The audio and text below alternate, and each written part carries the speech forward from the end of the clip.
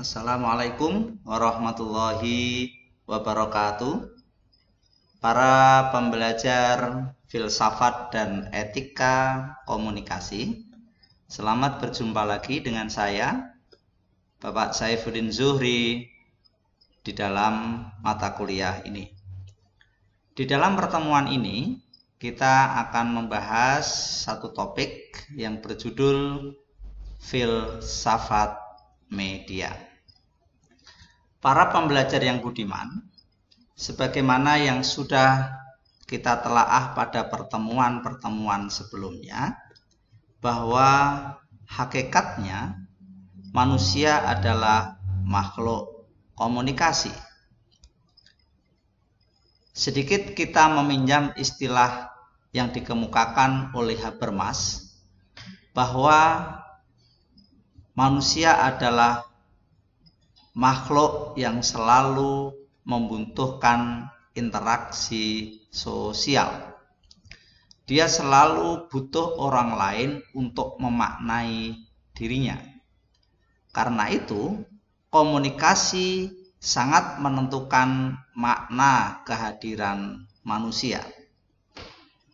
Namun dalam perkembangannya, aktivitas komunikasi berkembang sangat pesat.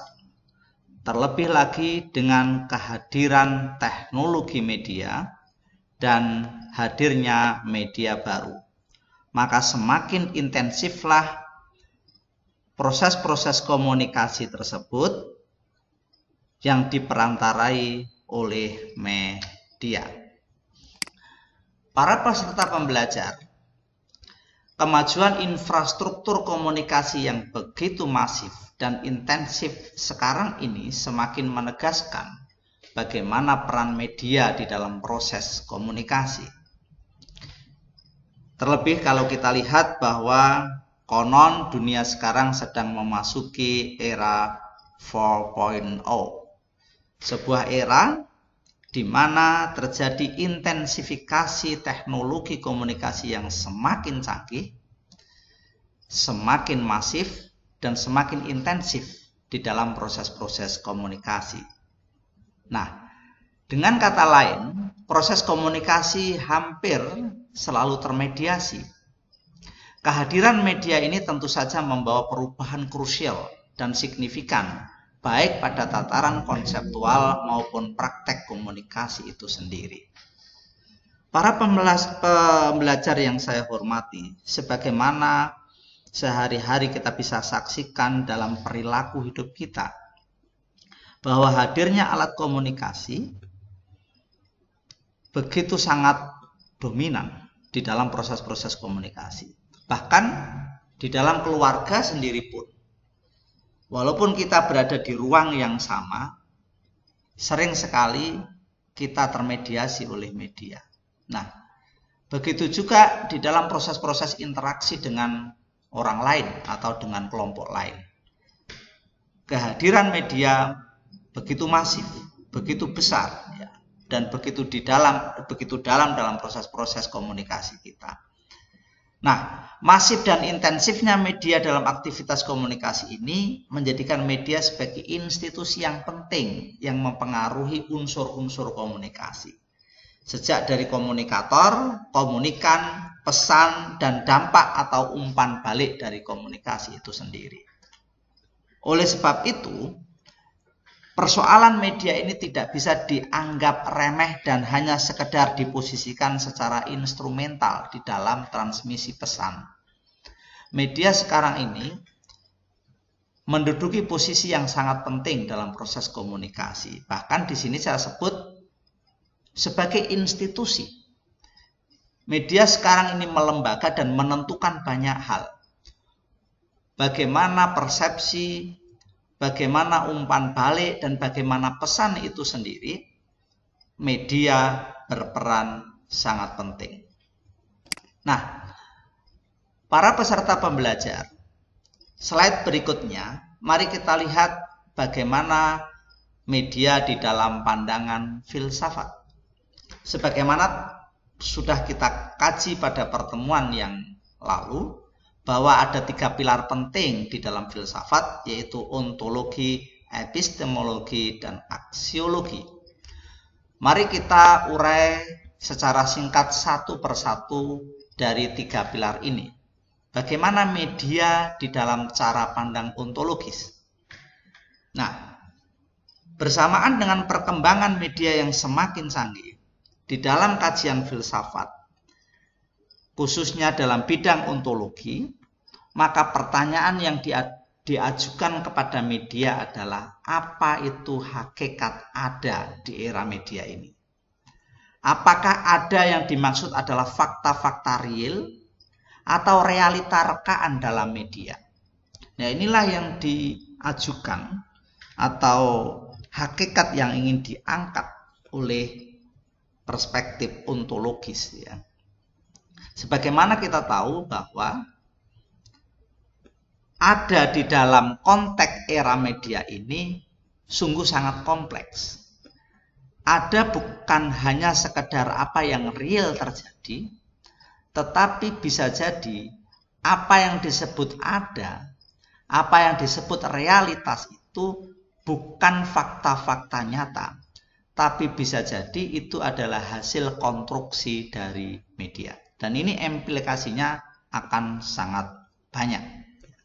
Ini dari perspektif ontologi. Kedua adalah epistemologi. Sebagaimana sudah kita urai pada pertemuan yang lalu, bahwa aspek epistemologi ini adalah ilmu tentang ilmu. Membahas tentang bagaimana. Sehingga dalam konteks media ini, bagaimana ground of knowledge komunikasi di era media. Bagaimana pengetahuan, ya, sejak dari informasi, pesan, dan lain-lain ditransformasi, diantarkan dalam pemahaman aktor-aktor dalam proses komunikasi. Bagaimana sistematika dan bangunan pengetahuannya. Tentu di era media baru sekarang ini membawa begitu banyak pergeseran.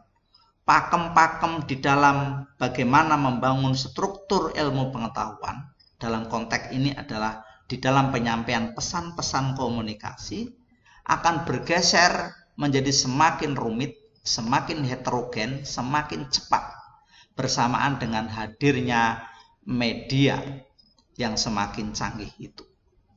Sehingga tidak bisa lagi bagaimana sebuah pesan disampaikan secara efektif sampai kepada penerima pesan, itu hadirnya media sekarang banyak menggeser pakem-pakem lama. Seperti kita tahu bahwa semakin canggihnya teknologi sekarang ini, kecepatan, terror of speed, teror kecepatan itu menjadi hal yang utama. Sehingga penerima pesan tidak lagi memiliki kesempatan yang leluasa untuk berpikir kritis. Nah, disinilah kemudian pesan itu berkaitan dengan siapa paling cepat, siapa paling sering, dan volume paling banyak di dalam mentransmisikan.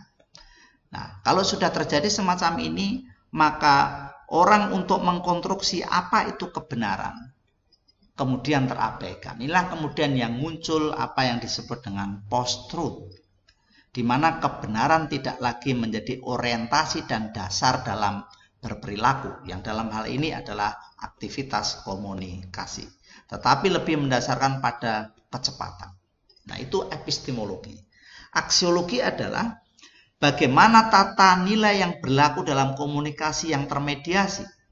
Unsur kepentingan siapa yang sesungguhnya media itu hadir? Apakah media itu netral? Jika tidak netral, bagaimana dengan kepentingan publik?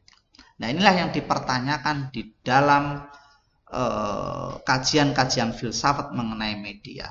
Khusus mengenai aksiologi ini bertanya tentang nilai, tentang hakikat apa itu yang dianggap baik. Apakah media itu free value atau value added? Apakah dia bebas nilai, hanya sekedar sebuah wahana untuk mentransmisikan pesan, atau sesungguhnya media memiliki kekuatan untuk mengkonstruksi pesan itu sendiri? Apakah media netral atau berpihak? Nah, inilah yang dipertanyakan di dalam kajian-kajian filsafat menyoal soal apa itu media. Berikutnya adalah tentang media dan kepentingan publik. Ini barangkali terkait dengan aksiologi dari kehadiran media. Sudah kita ketahui bahwa media itu terkait dengan kepentingan publik. Karena itu media berhimpit dengan politik, ekonomi, demokrasi, budaya, hukum, dan lain-lain. Publik menentukan pilihan maupun keputusannya berdasarkan informasi yang diperolehnya melalui media. Disadari atau tidak oleh para pengguna media, agenda setting media mengarahkan pemikiran dan sikap si pengguna media tersebut. Kondisi ini mengantarkan media sebagai sumber yang dominan. Tidak saja bagi individu, tetapi juga bagi publik dalam memperoleh gambaran dan citra dari realitas sosial. Nah, asumsi ini didukung oleh berbagai teori tentang hubungan media dan publik. Di antaranya, teori tentang stimulus respon, agenda setting, the spiral of silence, cultification, dramaturgis, politik ekonomi, dan lain-lain.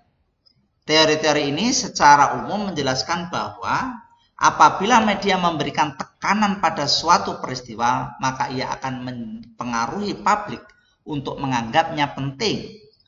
Nah, pada perspektif ini media tidak menentukan what to think, tetapi what to think about. Nah, para peserta pembelajar, dari deskripsi ini bisa kita tarik garis besarnya betapa media memiliki pengaruh yang sangat kuat di dalam mengendalikan publik. Sejak dari bagaimana mengkonstruksi persepsinya, cara pandangnya, bahkan sampai tindakannya. Oleh sebab itu, begitu pentingnya media di dalam ranah publik inilah, kemudian media menjadi institusi yang berhimpit, berkaitan dengan persoalan-persoalan politik, ekonomi, demokrasi, budaya, hukum, bahkan agama sekalipun. Media menjadi institusi sosial yang sangat menentukan. Nah, karena itu bisa kita pahami tindakan-tindakan publik ya dalam hal ini mungkin khalayak ya sangat dipengaruhi oleh bagaimana kinerja, bagaimana tampilan dan bagaimana kualitas media itu sendiri. Tidak berlebihan jika ada sebuah pernyataan yang menyatakan bahwa media adalah pilar keempat demokrasi. Selain infrastruktur dan suprastruktur politik, media memegang peran yang sangat penting di dalam keputusan-keputusan politik. Nah, para peserta pembelajar yang budiman, saya lanjutkan. Bagaimana lingkup filsafat media? Sebagaimana sudah dijelaskan tadi, bahwa media terkait dengan aspek-aspek kehidupan publik ya. Kita tahu bahwa mempelajari bagaimana filsafat media dalam kehidupan merupakan kajian kompleks dan yang melibatkan berbagai tinjauan sejak dari etika dan filsafat media itu sendiri. Kemudian juga menyangkut tanggung jawab sosial media atau corporate social responsibility. Tanggung jawab sosial perusahaan, dalam hal ini adalah industri media. Konstruksi realitas sosial media, teori-teori dasar media, politik ekonomi media, kapitalisme, dan hegemoni media. Development of communication technology, independensi media, regulasi tentang media, dan lain sebagainya. Nah, dari topik-topik, sub-topik ini kita bisa sadari bahwa begitu kuatnya pengaruh media di dalam ruang-ruang publik, sehingga mengkaji tentang media terkait dengan institusi-institusi lain di dalam kehidupan bersama. Nah, para peserta pembelajar, mari kita telaah terlebih dahulu tahap pengertian apa itu media dan mediation. Nah, istilah media berasal dari bahasa Latin yaitu medius yang berarti tengah atau sesuatu yang berada di antara dua hal. Nah, pengertian media mencakup sesuatu hal yang luas, bukan hanya dalam pengertian teknologi, ya, massa dan interaktif, tapi juga surat, buku, sinyal, ya, asap, speech, dan lain sebagainya. Nah, dari pengertian ini bisa kita ambil kesimpulan secara terminologis media atau medium itu lebih pada sesuatu yang memperantarai atau wahana yang menyambungkan antara dua hal. Nah, ini saya merujuk pada pengertian media oleh Grossberg, memberi pengertian 1, 2, 3, 4. Ya, mohon para peserta pembelajar menelaah secara detail, secara mandiri, mengingat terbatasnya waktu. Yang intinya dari definisi-definisi ini hampir sama, ya, sesuatu yang ada di tengah, perbandingan antara realitas dunia senyatanya dengan dunia media atau realitas media. Mediation is space between the individual subject and reality, ya, yaitu sebuah space, sebuah ruang yang memperantarai antara subjek, ya, dalam komunikasi dengan realitasnya, ya, dengan fakta-faktanya. How messages are transmitted from one person to another, ya, bagaimana sebuah pesan ditransmisikan, diantarkan, disampaikan dari seseorang kepada yang lain. Nah, para peserta pembelajar, ini ada sebuah statement dari Grossberg yang intinya adalah bahwa kita sekarang ini hidup di era media, ya, komunikasi, bahwa semua manusia sesungguhnya hidup di dalam dunia komunikasi. Tapi harus diingat bahwa kita tidak hanya hidup di dalam dunia komunikasi itu saja, tapi kita harus menyadari bahwa komunikasi itu memang mampu menembus batas, ya, bahkan antar abad sekalipun, yang dengan kecanggihan media kita bisa mengakses itu dari ruang-ruang pribadi kita, dari kamar-kamar pribadi kita di rumah. Jadi statement ini hanya ingin menyadarkan kita bahwa kita berada di sebuah era media yang begitu dahsyat, yang menembus ruang-ruang batas hidup kita. Nah, para peserta pembelajar, ini sekedar ilustrasi bagaimana hebatnya media di dalam mengkonstruksi realitas, ya.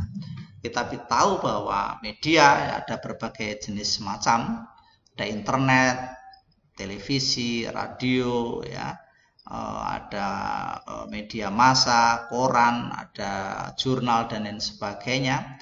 Nah, itu memiliki kemampuan untuk mengkonstruksi, untuk membentuk, ya, membentuk persepsi, membentuk tata nilai, bahkan bisa mengendalikan tindakan sekalipun. Nah, karena itu media ini berhimpit dengan persoalan ideologi, ada politik, ya, ada emosi, ada ekonomi. Nah, inilah kemudian yang membentuk realitas media. Nah, para peserta pembelajar, ini sama dengan merujuk pada pernyataannya Grossberg, yang intinya dari deskripsi ini adalah menegaskan bahwa betapa kita ini hidup di era media, ya. Dan yang paling harus diingat adalah walaupun kita hidup di era media, bahwa sesungguhnya kita tidak hidup di media itu sendiri. Kita sesungguhnya hidup di alam nyata, ya. Tetapi begitu kuatnya pengaruh media, seakan-akan dia mengambil alih dari dunia kita, ya. Inilah yang harus disadari yang disampaikan oleh Grossberg. Nah, para peserta pembelajar, Skema ini menjelaskan tentang bagaimana proses konstruksi sosial media massa. Barangkali ini pernah kita bahas bagaimana proses eksternalisasi, objektivasi, dan internalisasi. Namun bersamaan dengan semakin berkembangnya teknologi komunikasi, maka hadirlah namanya media massa. Ya, ini adalah sumbernya, ini adalah pesan. Proses pesan itu melalui media. Kemudian di sini ada objektif, ada yang subjektif, dan ada yang intersubjektif, ya. Ada channel receiver, dan kemudian ada efek. Nah, bagaimana realitas yang terbentuk, ya, realitas terkonstruksi oleh media ini adalah bisa lebih cepat, lebih luas, sebarannya merata, membentuk opini massa. Massa cenderung terkonstruksi, kemudian opini massa cenderung a priori, ya. Prasangka, praduga, bahkan fitnah dan lain sebagainya itu sering mendominasi karena hadirnya media. Kemudian opini massa cenderung sinis, jadi sesuatu yang bersifat negatif, mencela, menista itu jauh lebih menarik di dalam proses-proses komunikasi sekarang ini. Nah, para peserta pembelajar, inilah kerangka rujukan untuk menghubungkan media dan masyarakat. Media berada di antara pengalaman pribadi dan peristiwa serta kekuatan sosial. Ini merujuk pada based on Wesley and McLean, ya. Kita bisa lihat bahwa ini ada realitas, ya, peristiwa lalu dan kekuatan sosial, kemudian ini realitasnya, kemudian ini ada masyarakat, ada sumber pendukung. Nah, disinilah kemudian media, ya. Di sini ada komunikasi dan interaksi bagaimana masyarakat dengan media, kemudian media terhadap khalayak atau publik. Inilah kemudian ada aliran konten dan respon khalayak. Nah, sebetulnya yang paling penting dalam topik ini adalah mari kita pahami posisi media di sini. Sebetulnya kalau tidak ada media, di sini ada kontak yang tidak termediasi dengan sumber di masyarakat, seperti masyarakat dan khalayak. Jika tidak ada media, maka dimungkinkan pesan-pesan itu tertransmisikan secara lugu, secara apa adanya, di mana struktur sosial lebih memegang kendali di sini. Tetapi begitu ada hadirnya media, maka di sini ada konstruksi-konstruksi. Apa yang ada di dalam masyarakat, termasuk struktur sosial, peranata sosial, kelompok-kelompok sosial, ya, kemudian dikonstruksi ulang oleh media, kemudian sampai ke publik. Nah, disinilah kemudian aliran konten dan respon khalayak itu terjadi. Nah, kemudian pengalaman personal langsung dari realitas. Nah, inilah para peserta pembelajar bagaimana proses alur kehadiran media di dalam menghubungkan antara media dan masyarakat. Nah, para peserta pembelajar, ini sebuah deskripsi dari McLuhan dan Harold Innis dalam melihat teknologi komunikasi. Harold Innis mengemukakan bahwa teknologi komunikasi telah membantu dan mengubah sedemikian rupa bagaimana kekuasaan diorganisasikan.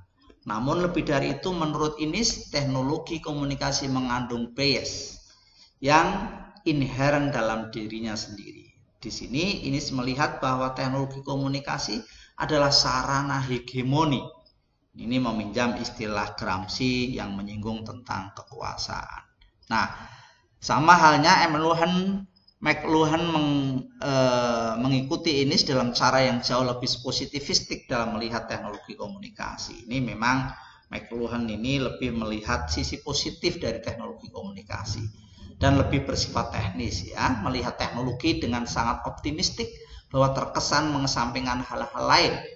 McLuhan menyatakan bahwa teknologi memungkinkan manusia hidup secara terhubung dalam lingkungan global. Saya kira dari deskripsi ini yang memberi perspektif kritis adalah si Innis yang melihat bahwa hadirnya teknologi komunikasi memang di satu sisi telah mengubah sedemikian rupa bagaimana tata kelola kekuasaan. Tetapi harus disadari bahwa teknologi komunikasi mengandung bias, ya, dalam dirinya sendiri. Nah, inilah kemudian nanti bisa dikaitkan dengan teori-teori hegemoni dari Gramsci. bagaimana peran media di dalam membentuk opini publik, mengkonstruksi citra dan lain sebagainya. Nah, di sini kemudian kita bisa mendiskusikan bahwa pada akhirnya muncul pertanyaan, jangan-jangan media tidak bebas nilai. Media sangat rentan terhadap pengendalian oleh pemegang-pemegang kekuasaan. Nah, ini lanjutannya. McLuhan memperkenalkan istilah desa global atau global village. Nah, intinya para peserta pembelajar di sini McLuhan memang memberi sebuah deskripsi bahwa betapa dengan hadirnya teknologi informasi dan komunikasi ini membawa manusia berada di dalam ruang yang sangat luas dan waktu yang sangat cepat dan menjadikan manusia saling terhubung yang seakan-akan berada dalam sebuah desa yang besar ya, yang saling berinteraksi, saling berhubungan dengan kecepatan tinggi. Nah, inilah sisi positif dari teknologi media. Nah, bagaimana kaitannya antara media dan industri? Kita tadi sudah jelaskan bahwa karena media berperan sangat penting dan dia menjadi institusi sosial dalam kehidupan bersama ini, maka media juga memiliki dimensi ekonomi, punya kepentingan ekonomi, maka dia berubah menjadi makhluk yang bernama industri media. Nah, banyak teori yang mencoba menjelaskan relasi antara realitas global termasuk kapitalisme dengan media yang mempengaruhi isi media, baik dalam perspektif Marxis atau non-Marxis. Media cenderung dimonopoli oleh kapitalis yang penanganannya dilaksanakan baik secara nasional maupun internasional untuk memenuhi kelas dominan. Nah, kapitalis melakukan hal tersebut untuk mengeksploitasi pekerja budaya dan konsumen secara material demi memperoleh keuntungan yang berlebihan. Pemikiran dasar teori inilah yang kemudian mendorong lahirnya teori-teori lain seperti teori ekonomi politik, teori kritis, teori hegemoni budaya, pendekatan sosial budaya, pendekatan fungsional struktural, dan lain sebagainya. Para peserta pembelajar, dari deskripsi ini bisa kita petik sebuah perspektif kritis bahwa hadirnya industri media ini kalau dilihat dari kacamata Marxis bagian dari bagaimana berkuasanya para pemegang-pemegang modal yang mengendalikan proses-proses produksi media. Disinilah kemudian muncul dalam sebuah logika kelas yang digagas teori dasarnya oleh Marxis dan sekarang dikembangkan menjadi neo-Marxis. Maaf, ini bukan non-Marxis ya, tapi neo-Marxis. Nah, di sini kemudian proses-proses eksploitasi, alienasi itu terjadi. Para peserta pembelajar coba gunakan hipotesa tesisnya si Marxis ini untuk menganalisis bagaimana proses-proses komunikasi di media baru seperti medsos sekarang ini.